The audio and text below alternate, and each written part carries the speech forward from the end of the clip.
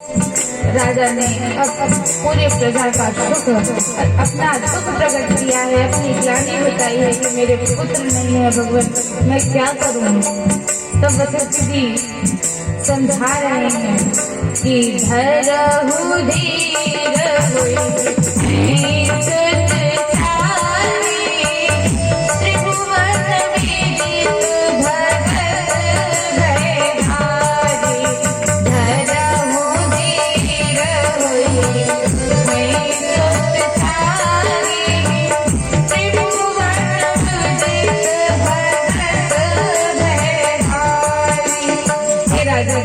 आप धीरज धरिए।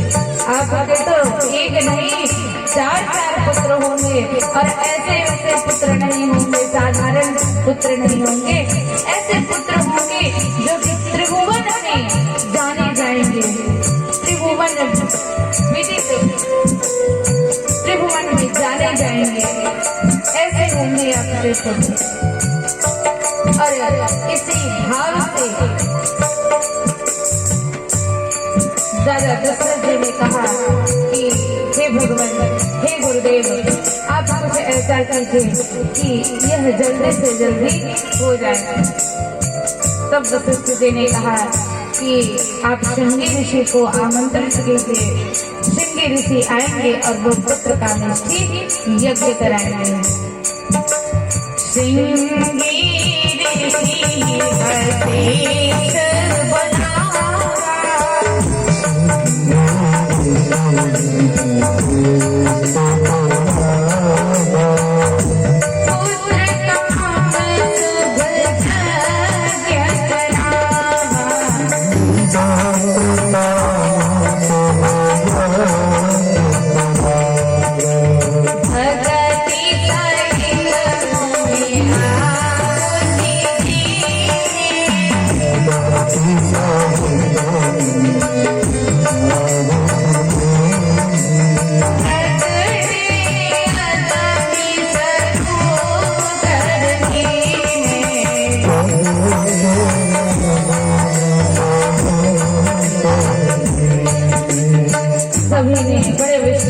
देखिए, विश्वास के साथ कोई भी आप सकारात्मक सोच लेकर, पॉजिटिव थिंकिंग लेकर आप कोई भी कार्य करते हैं तो आपको सफलता जरूर मिलती है। बड़े विश्वास के साथ, बड़ी भक्ति के साथ सभी ने आहुति दी है और स्वयं साक्षात अग्निदेव प्रकट हुए हैं, हाथ में चरु का पात्र लिया है और अग्नि जी ने यह वशिष्ठ जी को कहा है कि जो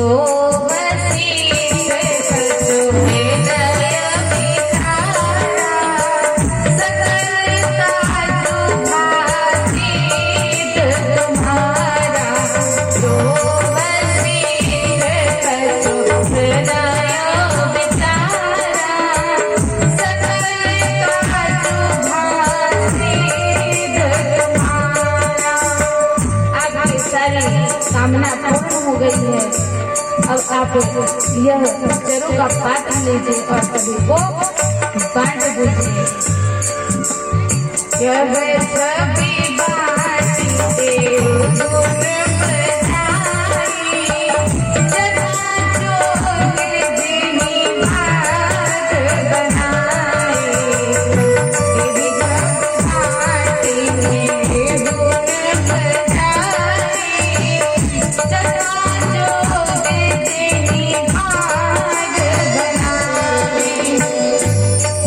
सभी जी ने वह चरु का पात्र हाथ में लिया है और दशरथ जी को दिया। दशरथ जी ने अपनी रानियों को, पटरानियों को दिया है कि लीजिए, आप बांट कर इसे खा लीजिए। आप इसे खाकर आप हमारी मनोकामना को सिद्ध कीजिए। अरे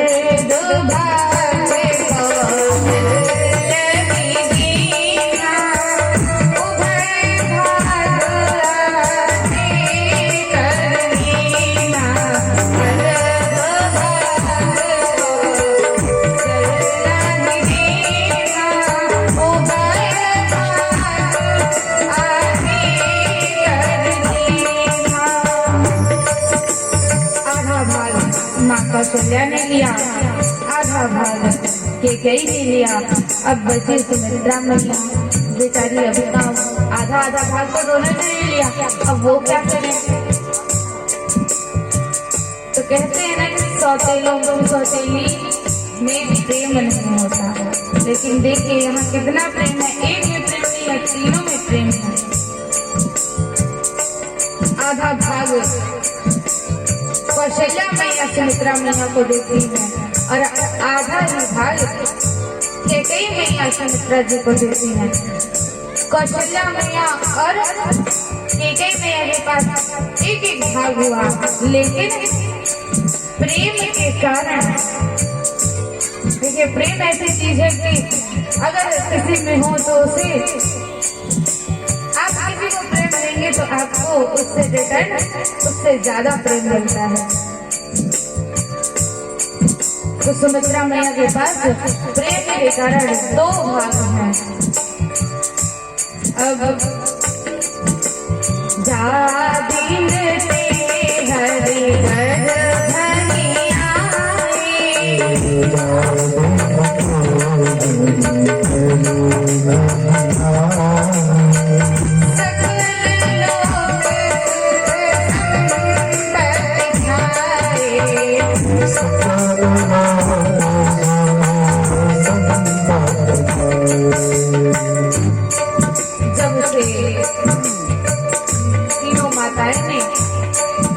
का पाठ किया है, तब से तीनों माताएं गर्भवती हुई, और जब से कि गर्भवती हुई तब से पूरी संसार, पूरी सृष्टि इतनी उत्साहित है कि सभी जगह प्रसन्नता ही प्रसन्नता दिखाई पड़ रही है, प्रेम ही प्रेम दिखाई पड़ रहा है।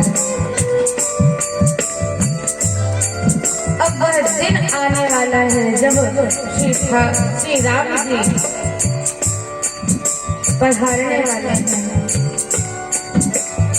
वह दिन निकट आ गया है। कौन सा दिन आया है? जो लगन पारे श्री रामा,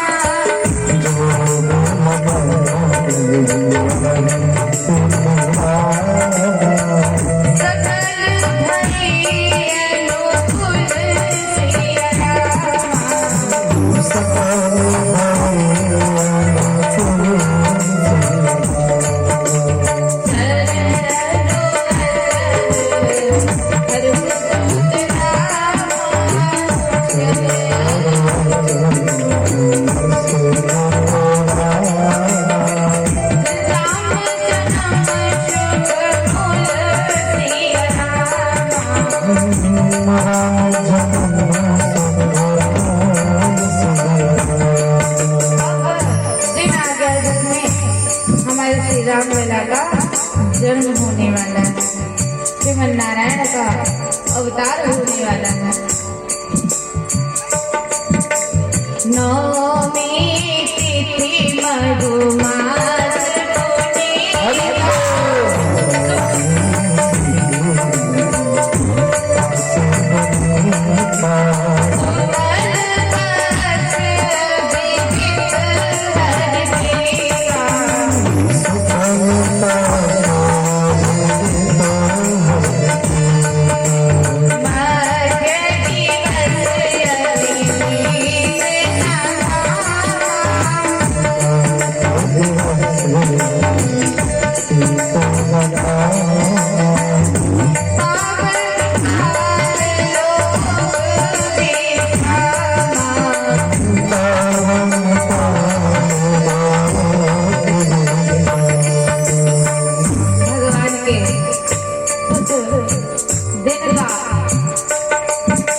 समय आ गया है जिस दिन भगवान प्रकट होने वाले हैं। नौमी तिथि है, शुक्ल पक्ष है, अभिजीत मुहूर्त है, 12 बजे हैं और भगवान आने वाले हैं। दोपहर का समय है, दोपहर 12 बज रहे हैं। देखिए इस बार राम जी के जन्म में भगवान 12 बजे दोपहर में आएंगे और आगे की कथा में आप देखेंगे कि ठाकुर जी 12 बजे ही आए लेकिन रात्रि में आए हैं। इसका भी कारण है, आप आगे की कथा में यह श्रवण करेंगे। अब वह दिन आ गया है, आइए हम सब उस दिन का दर्शन करें। तो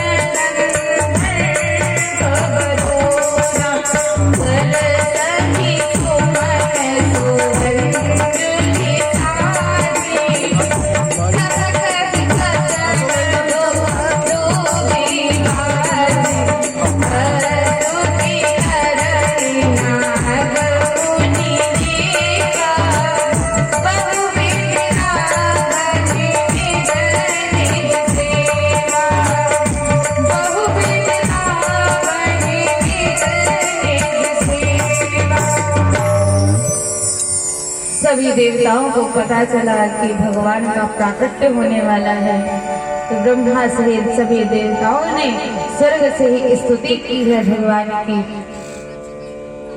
कि सुर समूह विनती करे पहुँचे निज निज धाम, जग निवास प्रभु प्रगटे अखिल लोक विश्राम। सभी देवताओं के सहित सभी ने विनती की है और सभी देवता विनती करके अंतर्धान हुए। इधर माँ कौशल्या से श्री राम जी का जन्म होता है। आइए हम सब भी श्री राम जी का आगमन करते हैं, श्री राम जी की स्तुति करते हैं। भय प्रगट कृपाला दीन दयाला कौशल्या हितकारी हर्षित महतारी मुनि मनहारी अद्भुत रूप विचार।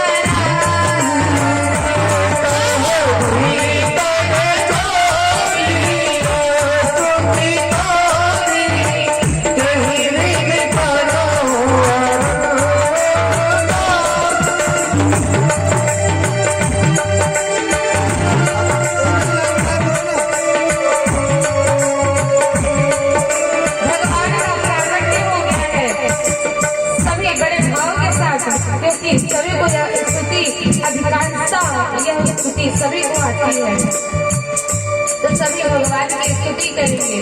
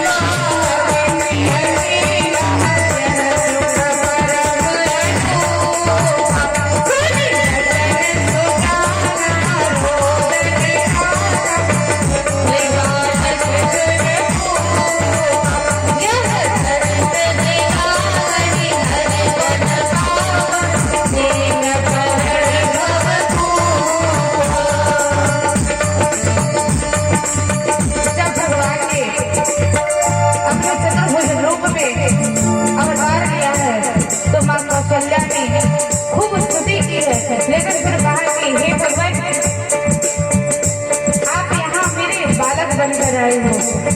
आपके यहाँ पर चतुर्भुज रूप का कोई काम नहीं है। तो सबसे पहले तो इस तजहुतात यह रूपा, इस रूप को पहले त्यागिए और फिर क्या कीजिए, जब यहाँ पे बच्चा पैदा होता है तो आपकी तरह मुस्कुराता नहीं है। जैसे आप मुस्कुरा रहे हैं, मोहनी सी मूरत है, इस प्रकार से यहाँ जब बच्चा पैदा होता है तो ऐसा नहीं होता। तो क्या करें, सुनी बचन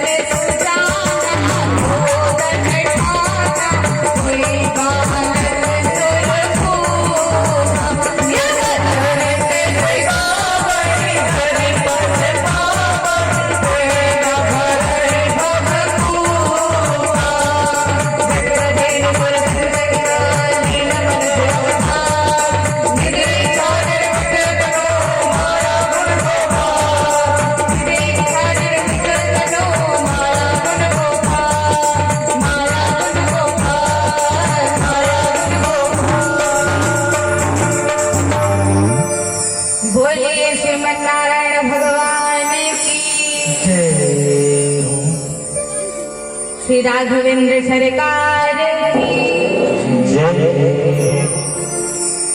भगवान का जब प्राकट्य हुआ है, माँ ने रोने को कहा है और जैसे ही रोने की आवाज कमरे से बाहर गई है, बाहर दशरथ जी बड़ी बेसब्री से इंतजार कर रहे हैं अपने पुत्र की वह आवाज सुनने को, रुदन की आवाज सुनने को।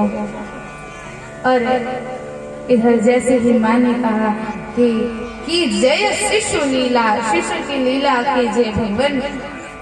जब यहाँ शिशु पैदा होता है तो रोता है, आप रोइए। तब श्री ठाकुर जी श्रीमन नारायण जो कि राम अवतार में आए हैं, वे रोने लगे और रोने की आवाज जब दशरथ जी के कान में पड़ी है, सुनी सुसुरुदन परम प्रिय वाणी, संभ्रम चली आई सब रानी, हर्षित जहता धाई दासी, आनंद मगन सकल पुरवासी, दशरथ पुत्र जन्म सुनि काना, मानव ब्रह्मा नंद समाना।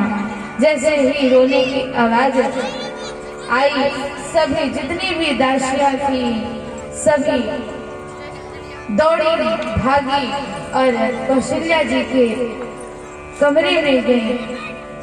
दशरथ जी ने पूछा क्या हुआ है मुझे, तो वह दासियां बताते हैं कि आपको पुत्र रत्न की प्राप्ति हुई है महाराज। दूसरी ओर से कैकेयी मैया के कमरे से यह खबर आती है कि वहां भी एक पुत्र हुआ है। अब इधर दो का ही आनंद इतना है दशरथ जी को कि तीसरी मैया के कमरे से भी आवाज आ रही है रोने की, और वहां से दासी आती है, कहती है कि बधाई हो राजन, आपको दो पुत्रों की प्राप्ति हुई है। 4 पुत्रों की प्राप्ति हो गई। दशरथ जी बड़े आनंद में हैं, कुछ कहते नहीं बन रहा दशरथ जी से। जब उन्होंने अपने मन को स्थिर किया है तब कहते हैं कि अब आप सभी आनंद बनाइए, सभी बधाइयां गाइए। आइए हम सभी थोड़ी भगवान की बधाई मनाएं। इसके पश्चात आगे की कथा श्रवण करेंगे। हमारे यहाँ मध्य प्रदेश में सोहर का बड़ा ट्रेंड है, तो यहाँ की माताओं का यह मुझे निवेदन था कि मैं सोहर गाऊं। तो आइए हम सब भगवान के जन्म का उत्सव मनाएं। कि धन धन नगर उठा धन राजा। जिसे जिसे भी आता है सब मेरे साथ गाएंगे। मैं एक बार गाऊंगी, दूसरी बार आप गाएंगे। धन धन नगर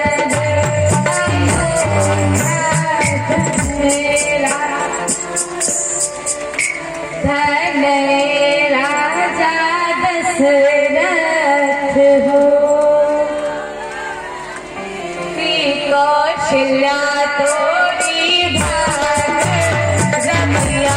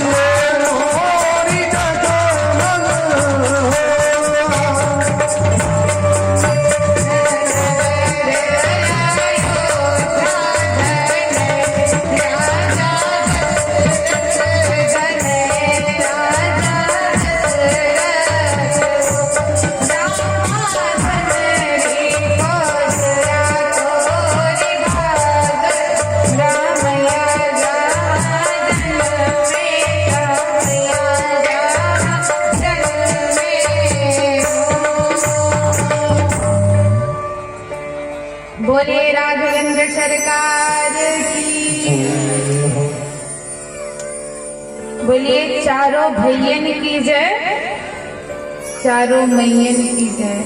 बोलो हनुमत हठीले की जय जय जय।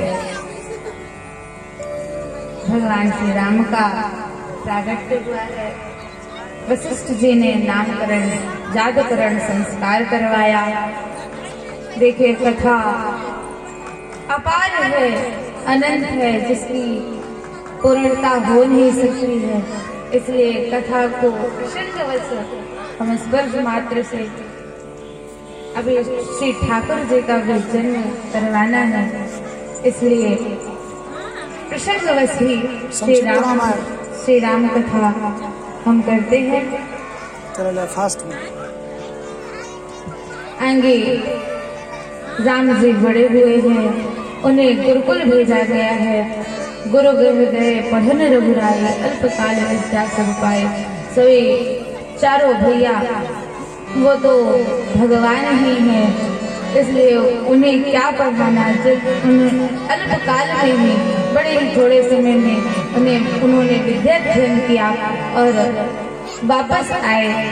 अब वापस आकर भगवान अपने पिताजी से पूछ कर कार्य करते हैं। देखिए जब पिता से पुत्र पूछ कर कार्य करता है तो पिता को बहुत आनंद आता है। मैंने पहले दिन की ही कथा में बताया कि जब पिता अपने पुत्र से कोई आशा नहीं रखता, उसकी पूरी जीवन को वह अपने साथ लेकर चलता है, उसका पालन पोषण करता है। लेकिन पुत्र का भी दायित्व बनता है कि जब वह बड़ा हो तो वह अपने माता पिता के उस ऋण को चुकाए। और पुत्र कुछ माता पिता को दे नहीं सकते, सिर्फ उन्हें आनंद के अलावा। तो जब पुत्र अपने पिता से कोई भी कार्य करने से पूर्व पूछते हैं तो पिता को बड़ी ही आनंद की अनुभूति होती है। दशरथ जी दशरथ जी से पूछ कर राम जी कार्य करते हैं। तीनों भैया साथ सहायक होते हैं। अब इधर गाधी तनय विश्वामित्र जी यज्ञ करने बैठते हैं तो मारीच और सुबाहु ये जो राक्षस हैं, ये दोनों उन्हें यज्ञ करने नहीं देते, परेशान करते हैं। कहीं हड्डी लाकर डाल देते हैं, भक्षा भक्ष्य लाकर डाल देते हैं, मांस मदिरा डालकर अपवित्र कर देते हैं यज्ञ कुंडों को। गाधी तनय मन चिंता वापी, बिनु हरि मरे न निश्चर पापी।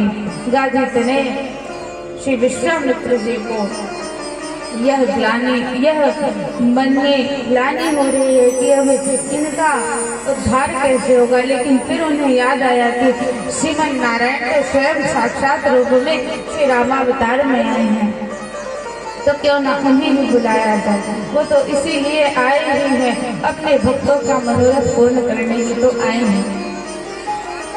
विश्वामित्र जी राजा दशरथ जी के यहाँ गए हैं। राजा दशरथ ने खूब आवभगत किया है और पूछा है कि आप क्यों पधारे हैं। विश्वामित्र जी ने कहा कि हम आपके पुत्रों को लेने आए हैं। राजा दशरथ ने पूछा भाई क्यों, क्या आवश्यकता क्या है गुरुदेव? अगर आपको कोई आवश्यकता है तो मैं आपके साथ चलता हूँ, क्योंकि पुत्र का मोह ऐसा है कि ये सब कुछ पा रहा है। जबकि गुरुदेव अगर कुछ कह रहे हैं तो पूछना नहीं चाहिए, उनकी आज्ञा सिरोधार्य करनी चाहिए। लेकिन पुत्र का ऐसा मोह है कि राजा दशरथ पूछते हैं कि महाराज क्यों, क्या आवश्यकता है। तब गाधी तनय विश्वामित्र जी सारी अपनी व्यथा बताते हैं। यह सुनकर तो दशरथ जी को और भी ज्यादा आश्चर्य होता है कि मेरे पुत्र इतने कोमल हैं, वो कैसे इतने बड़े बड़े राक्षसों का संहार कर सकते हैं और विश्वामित्र जी की यज्ञ की रक्षा कर सकते हैं। विश्वामित्र जी ने वशिष्ठ जी को समझाया है कि आप अपने शिष्य को समझाइए। वशिष्ठ जी ने दशरथ जी को समझाया है। दशरथ जी ने अपने पुत्रों को विश्वामित्र जी के पास सौंपा है और विश्वामित्र जी के साथ अब दोनों भैया गए हैं। राम और लक्ष्मण दोनों भैया साथ गए हैं। उन्हें राम और लक्ष्मण को विश्वामित्र जी ने ऐसी शक्ति दी है कि जिससे बिना खाए पिए वे 2-3 दिन रह सकते हैं। ऐसी विद्या उन्हें बताई है, ऐसी विद्या कि जिससे भूख नहीं लगती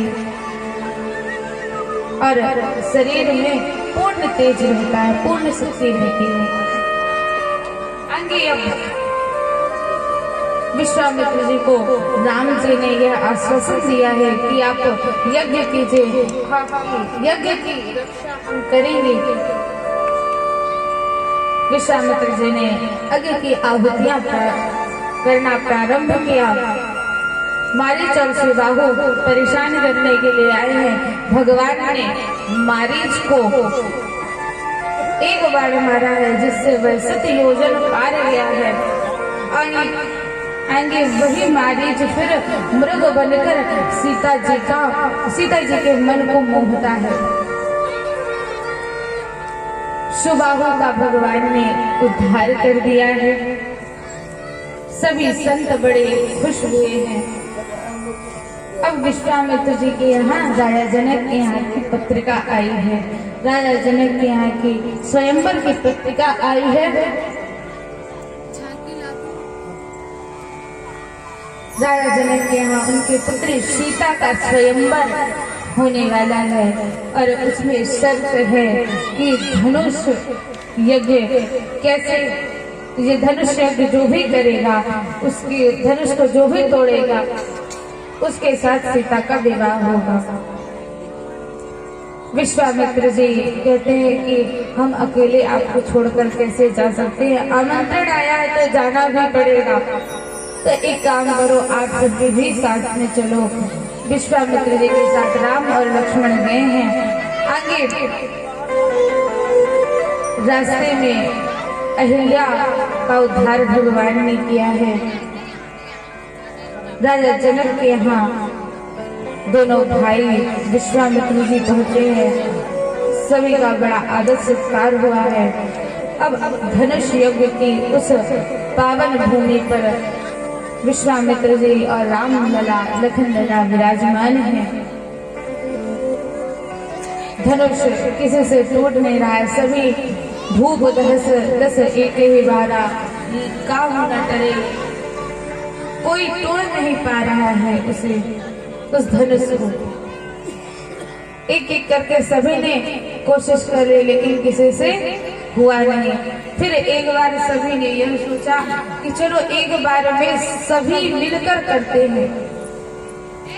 10,000 राजा मिलकर एक साथ उस धनुष को तोड़ना चाहिए, उठाना चाहिए, लेकिन किसी में इतनी सामर्थ्यता नहीं थी कि उसे उठा पाए। तोड़ने की तो बात तो जब ऐसा जनक जी ने देखा तो जनक जी को बड़ी ग्लानि हुई कि लगता है कि इस भूमि में कोई भी अब नहीं बचा है, कोई भी शक्तिशाली पुरुष नहीं है, कोई भी वीर नहीं है। वहीं पर हमारे लखन लाल जी बैठे थे। लखन लाल जी कहते हैं कि जनक जी आपने बड़ा अनुचित कहा है।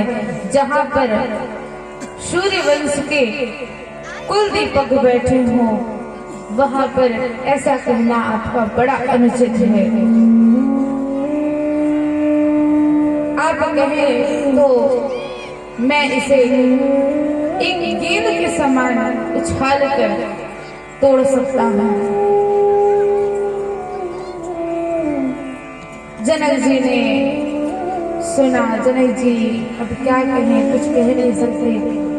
राम जी ने सोचा कि अरे लखन भैया आप ये तो गड़बड़ कर रहे हो, धनुष हमें तोड़ना है, सीता से विवाह हमें करना है। और आप यह बोलबाला करके कहीं आप सर्वशक्तिमान हो, कहीं आपसे ही आप आवेश में आकर आपने ही धनुष भंग कर दिया तो फिर सीता से विवाह भी करना पड़ेगा। इसलिए राम जी ने संकेत से लखनलाल जी को बैठाया है। विश्वामित्र जी ने राम जी को आज्ञा दी है कि जाओ आप इस धनुष को भंग करो। राम जी उठे हैं, धनुष का भंग किया है। आएंगे धनुष राम जी ने शिव जी का ध्यान किया क्योंकि यह धनुष शिव जी का है। शिव जी का ध्यान किया और उस कहा कि हे भगवान आपका धनुष है, आप ही स्वीकार कीजिए। पलक झपकते ही राम जी ने उस धनुष को उठाया है और वह धनुष भंग हो गया। बोलिए श्रीमन्नारायण भगवान की, राघवेंद्र सरकार की। धनुष भंग हुआ। जयमाल लेकर माँ सीता आई है और सीता जी ने जयमाल डाला है। राम राज्याभिषेक के फटाफट बढ़ाओ, जाने दो, बढ़ा दो। जयमाल हुआ है। इधर परशुराम जी आए हैं। उन्हें जब पता चला कि धनुष भंग हुआ है, मेरे शिव जी का धनुष भंग हुआ है, बड़े क्रोधित हुए हैं। लक्ष्मण जी ने खूब उन्हें परेशान किया है, विनोद किया है। और जब पता चला कि राम जी से धनुष टूटा है तो राम जी ने अपना साक्षात रूप श्रीमन्नारायण रूप दिखाया है। परशुराम जी ने अपने राम रमापति कर लेहु खेचो चाप धनुष कर लेहु। राम जी ने उस धनुष को अपने हाथ में लिया, उसमें चाप चढ़ाई है। परशुराम जी को विश्वास हो गया कि यह श्रीमन्नारायण है। परशुराम जी खुश होकर गए। इधर जनक जी ने दशरथ जी के यहाँ पत्रिका भिजवाई है विवाह के लिए। विश्वामित्र जी ने कहा कि भाई विवाह तो इसी से हो गया, लेकिन अब इसमें औपचारिकता जो है वो आप निभाओ। तो सारी औपचारिकता निभाने के लिए पत्रिका भिजवाई गई है। पत्रिका भिजवाते ही सभी बड़े आनंदित हुए हैं। बारात आई, भगवान का विवाह हुआ। इधर 3 बेटियां हैं, 3 बहनें हैं सीता जी की, जो सीता जी की चाचा जी की बेटियां हैं। और इधर 3 भैया हैं राम जी के। इन चारों भैयाओं का जोड़ा बना हुआ है। सभी का विवाह हुआ। आएंगे विवाह होते ही सभी बड़े प्रसन्नता के साथ अयोध्या को आए हैं।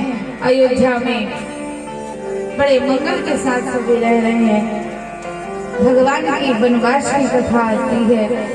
वनवास चलिए आप सब हम मूल रामायण का पाठ करते हैं। इसके पश्चात हम श्री कृष्ण जन्म के प्रसंग में चलेंगे।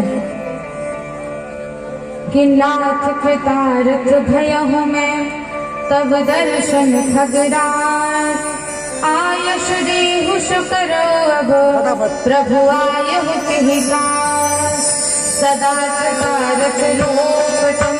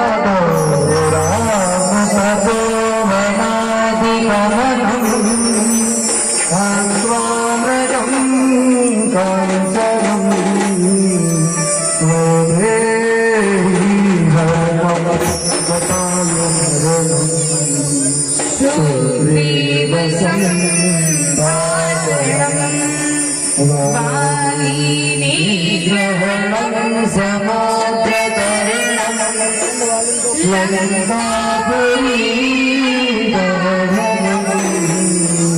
पश्चाद्रावणकुम्भकर्णादिकर्णम् एतद्धि रामायणम् एतद्धि रामायणम् एतद्धि रामायणम्। इस प्रकार से श्री सुखदेव जी ने परीक्षित जी को श्री राम कथा श्रवण कराई है। समय का बहुत अभाव है, इसलिए मूल रूप से जो मूल पाठ है वह आप सभी को मैंने श्रवण कराया। आगे भगवान की श्री ठाकुर जी का भगवान श्री ठाकुर जी की लीला का भगवान श्री ठाकुर जी के वंश का विस्तार श्री सुखदेव जी ने बताया है। रुक जाओ, अभी रुक जाओ, चलो रियल है जल्दी से काज, हाँ जल्दी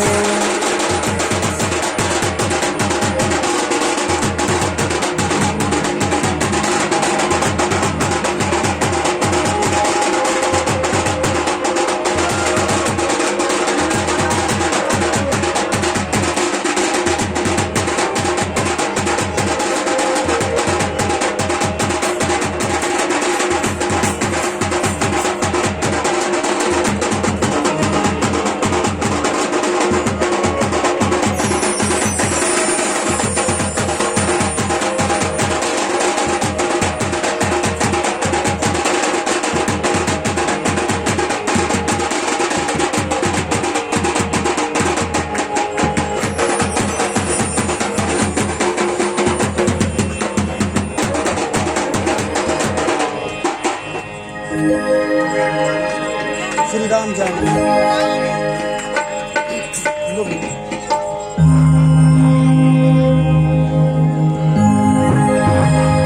बोले पवन सुत हनुमान की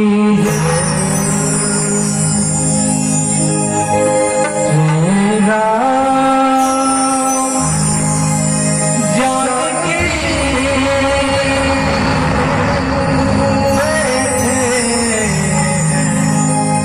मेरे सीने श्री राम जानकी